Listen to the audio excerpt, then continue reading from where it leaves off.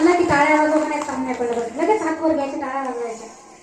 मग सुंदर असं भगवंताचं नाव काय सांगितलेलं आहे? एक शतक पूर्ण झाला, आला पैसा वाया गेला, रामदास स्वामी म्हणे योगी पावन झाला.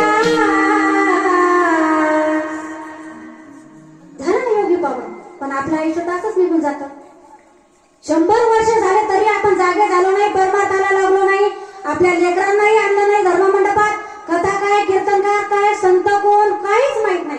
ज्ञानेश्वरी काय, गाथा काय, काहीच माहित नसतं. कशामुळे? कुठे ना कुठे आपले संस्कार आपल्या लेकराला कमी पडतात, त्याच्यामुळे. मग या ठिकाणी तुकोबाराय म्हणतात, ज्या कुळामध्ये सात्विक मुलं जन्माला येतात त्याचा हरिक जगाच्या मालकाला वाटत असतो अभंगाच्या 2ऱ्या चरणाला.